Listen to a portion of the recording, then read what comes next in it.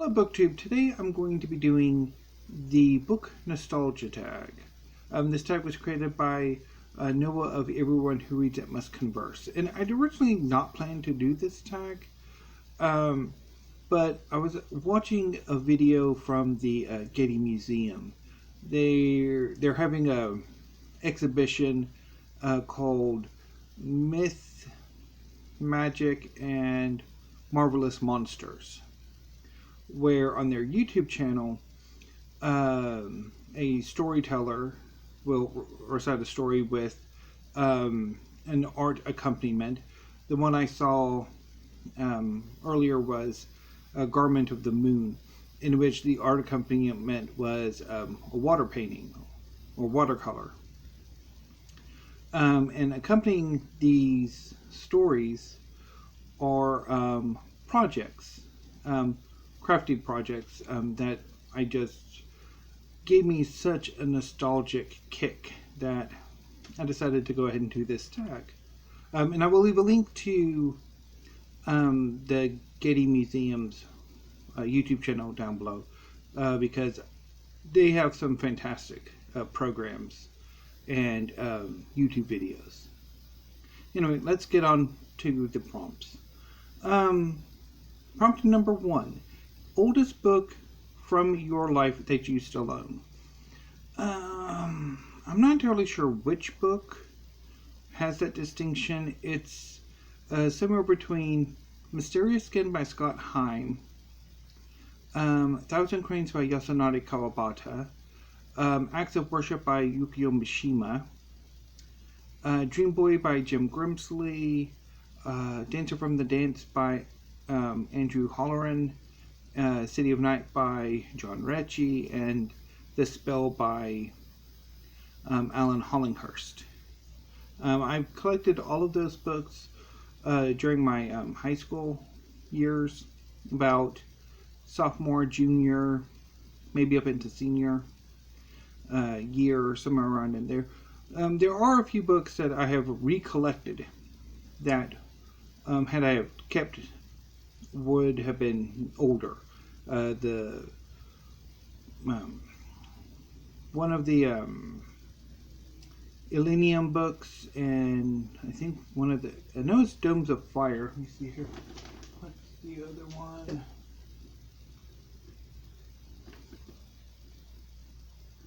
Oh, Ruby Knight. Oh, Sapphire Rose. Oh, I have almost.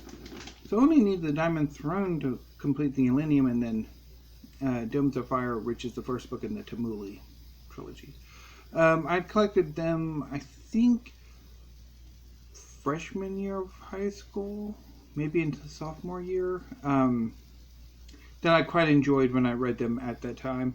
And I also have recollected some of the Conan pastiches that Tor put out. Conan the Savage, and I think another one that I'm blanking on. But yeah, but I'd gotten rid of them sometime when I was in college, and recollected them a few years ago, so they no longer count. It's, yeah, the first batch I've mentioned, who have the distinction of being the books I've had the longest, which is 20 plus years. Prompt number 2. First loved library book. I can't really remember. I guess maybe The Murder of Roger Ackroyd by Agatha Christie. I checked it out from my junior high library and read it and quite enjoyed it. Really enjoyed it. It's one of Christie's best. But I don't... Thinking about this question, or this prompt, got me thinking about how I have used my school libraries, which in a way is what this prompt really asks, I think, is like your elementary school library or your junior high school library or your high school library, depending whenever exactly you really started reading. but the more I think about it, the more I've always really gravitated towards owning my own books. When I was starting in junior high, I think every time I had present money or a gift card or something, I always used it at Barnes and Noble or any local bookstore, and that's really made the bulk of what I read. I don't really remember using any of my school libraries, excepting of course St. Edward's Library. I did use that one quite a bit, and of course the Macon-McLennan County library system, which I used pretty heavily up until a few years, like last year's, since the pandemic, and since I've really been able to buy more books than I had been previously. Prompt number 3, a book given to you. For this prompt, I'm going to go with a number of books by Yasunari Kawabata. Thousand Cranes is the only Kawabata book I have that I actually bought, or it was actually, I think, a like birthday present that I used like birthday money to get. But the rest of the Kawabata books I have: Master of Go, Sound of the Mountain, The Old Capitol. They were all gifted to me by one of my professors, Cecil Lawson, at St. Edward's. I did a presentation. So the summer of 2005, I took summer classes, and then I did a paper for that class on Yasunari Kawabata's Thousand Cranes because I had it. And then I presented that paper, I think either in the fall semester of my senior year, or it might have been my the spring semester. St. Edward's, at the time, I'm pretty sure they still do it, did sort of a student-led conference called Source, where students could present their papers in a sort of a conference type setting. And I did that pretty regularly throughout my career at St. Edward's. Great fun. So I think either during the run up to the Christmas break or the end of the spring semester, he gifted me a number of Kawabata's books that he no longer wanted, or he had doubles of or something. So I took them, and I've enjoyed them ever since. Prompt number 4, a book recommended to you. I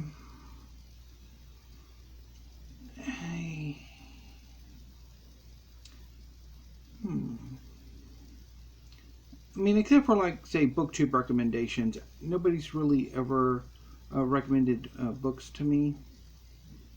So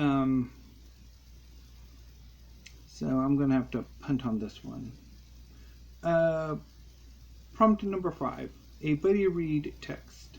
So the only buddy read I've ever done was The Murder at the Vicarage that I did this year with Deborah Johnson, which I'm pretty sure was not a proper buddy read, but I'll count it. Prompt number 6, books introduced to you in school. Like I said in the T prompt, my school really didn't do much in the way of, the reading side of English class left much to be desired. They pretty much, the teachers taught to the standard, or the standardized tests that we had to take in sophomore year. That pretty much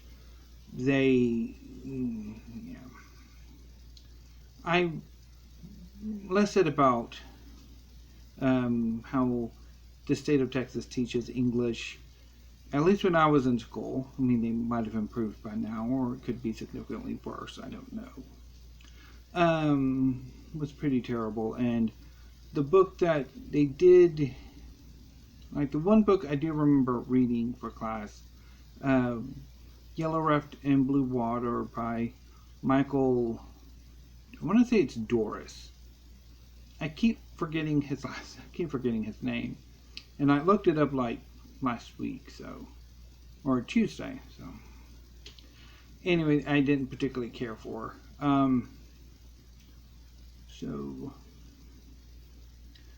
Prompt number 7. A genre fiction that inspires nostalgia. So, my first reaction to this prompt was to go to my beloved science fiction and fantasy, but they don't really inspire nostalgia. Or even though, like with fantasy, it kind of sort of can, but it doesn't with me. So I racked my brains for an answer, and then it hit me. The mirror cracked from side to side. Reading that book just really brings back memories of the times when I was younger, and me and my mom and my brother would go to the Founders Day event that my hometown puts on in the later weeks of September. And I remember having quite a bit of fun there, despite my usual dislike for this town. Anyway, prompt number 8, literary work that inspires nostalgia. Again, this one, I don't know. Although rereading Mysterious Skin by Scott Heim after such a long time, I hadn't read it since I was in high school, and then I reread it last year, really did bring back some memories. Not necessarily pleasant ones, which nostalgia usually is supposed to bring pleasant memories or the illusion of pleasant memories. But it did kind of bring back some somewhat pleasant memories, even though Mysterious Skin is very much not a pleasant book at all. Prompt number 9. Spiritual text that inspires nostalgia. None. And finally, prompt number 10, tag some readers. So, as I usually do with these tags, instead of tagging specific people, I like to tag everyone. So if you would like to do this tag, consider yourselves tagged. So moving on from the book nostalgia tag, bit of housekeeping. So I did my errands yesterday. They were not nearly as bad as I was thinking they were going to be. One of them went by relatively quickly. The only issue I had was during the wait for my ride to come pick me back up, because she thought it would take me like an hour, and I had all the paperwork I needed, so I was in and out in 15 minutes. So while I was waiting on my sister-in-law to come pick me up, I decided to try to read outside on a bright sunny day without any shade. Yeah, no, that was a bad idea. I could barely see the page. Anyway, but it was a pleasant day yesterday, and then I managed to do another errand that needed doing that fortunately popped up, so that's good. I'm still going to take the excuse to get me a book. Powell's, one of my favorite booksellers, it has a sell on, so I'm going to go hop on that before it ends tomorrow. Also, if you're curious about the bags up here, they are my birthday present for my mom. I had no other spot to put them, so I put them up here. I know what they are because I ordered them, but I'm going to hold off on actually opening them or bringing them out of the bags until my birthday in a little less than a month.